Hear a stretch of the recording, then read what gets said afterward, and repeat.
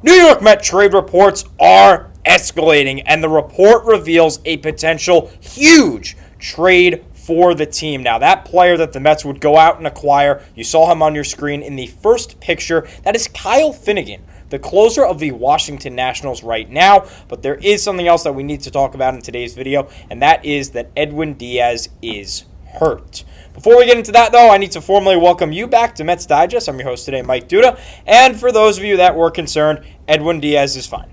From what we can tell, he is going to be okay with the injury that he sustained, and we're going to talk about that in today's video, in addition to the potential trade of the Mets getting Kyle Finnegan from the Nationals. But the first thing that we need to talk about is, again, how lethal this bullpen is. I feel like we always come in here and talk about this, but the stats, they just speak for themselves. This bullpen has been nothing shy of dominant this year. A 2.35 ERA, that is second best in the bigs, the second lowest behind the San Diego Padres.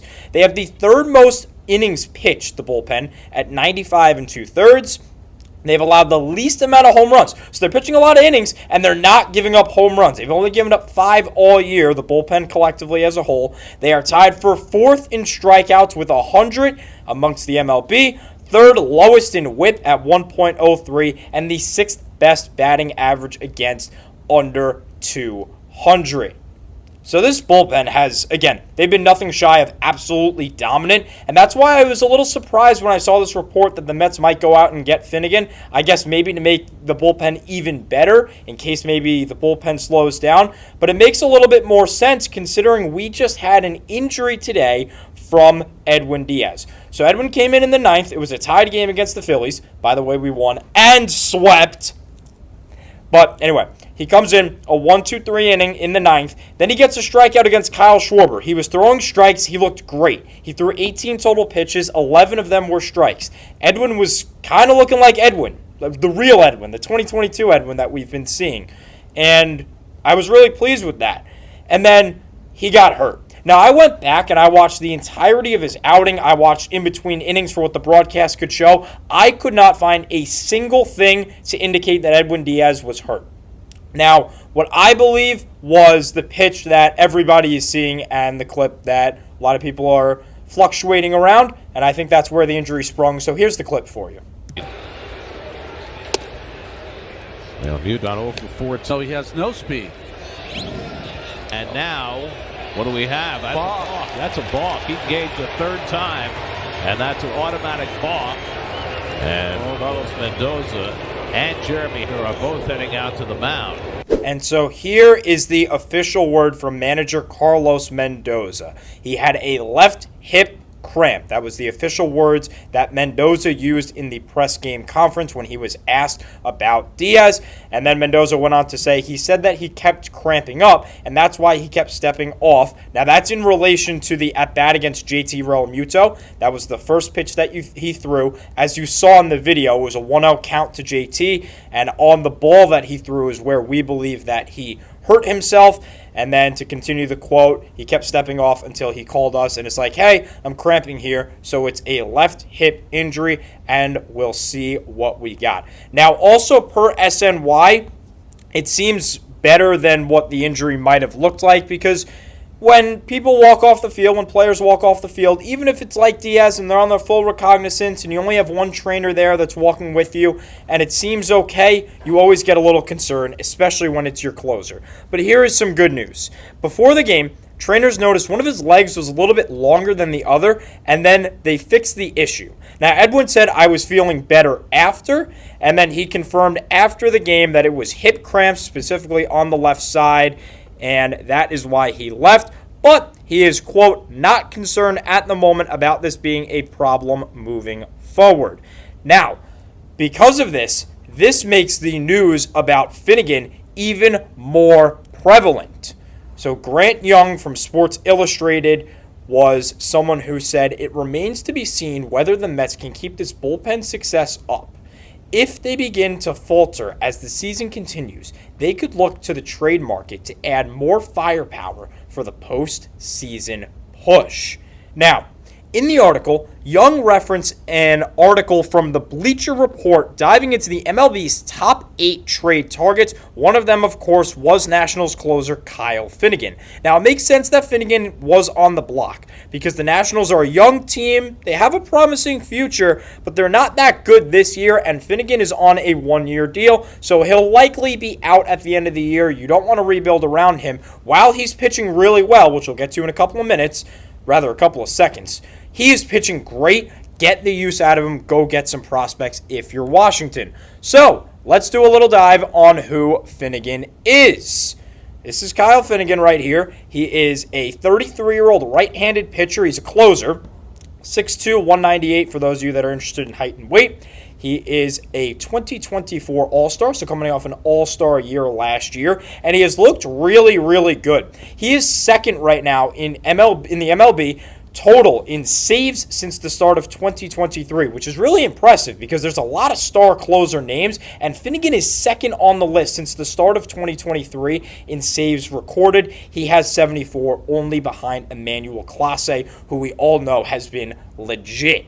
Now, the Nationals also have the highest bullpen ERA by about 1.5 ERA points. It's not even close, but Finnegan has been the one exception. He's been the guy that's been good. So we'll take a look here at the basic statistics and his stats throughout the year. You obviously see a solid 2024 with a 3.68 ERA, also 38 saves and 28 saves the year prior.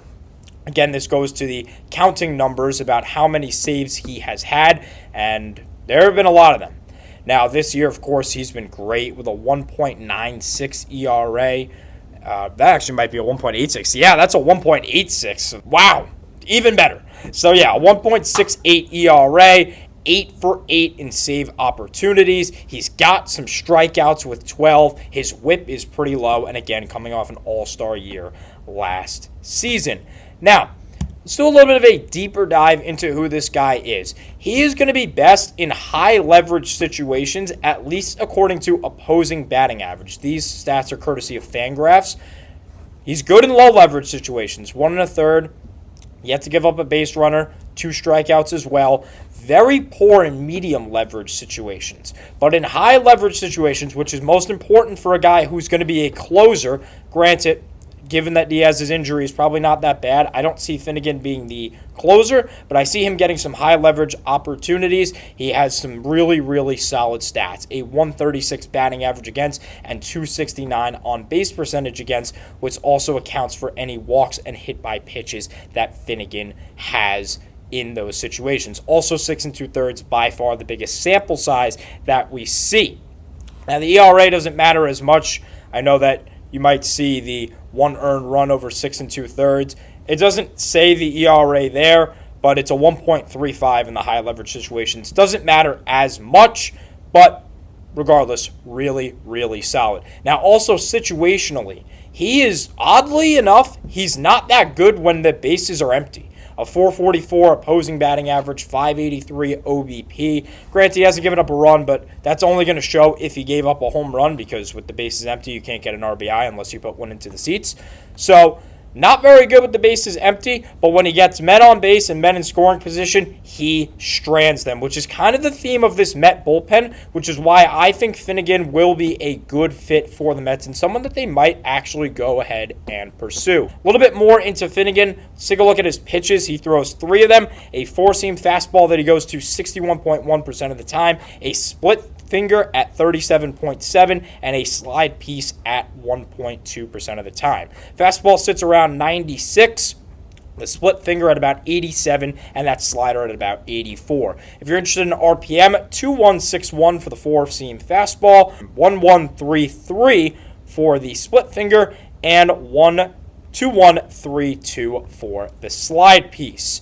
So, decent arsenal. Going to go to the fastball. Going to try and blow it by you with that 96-mile-an-hour fastball, but he's got a nice split finger that he goes to a decent amount of the time as well to counterpart it. Now, the last thing to talk about with our friend here, Kyle Finnegan, is the ground ball to air rates. That meaning what percentage of batters hit the ball in the air versus on the ground. 48.5% of batters hit the ball on the ground to 51.5 in the air. Now that's on his good year this year. Career, he's 44.4 on the ground, 55.6 in the air. So as we see with most pitchers, if he's on the ground, he's going to be better. Now that's all the time I have for you in this video. Kyle Finnegan, a potential fit for the New York Mets, potentially coming to Flushing. They might go out and get him. Edwin Diaz seems to be pretty much okay, but we will keep you updated with anything that comes out on Edwin. And of course, if a trade were to happen with Kyle Finnegan. Huge sweep of the Philadelphia Phillies, but that's all the time I have for you today on Mets Digest. As always, thank you for watching,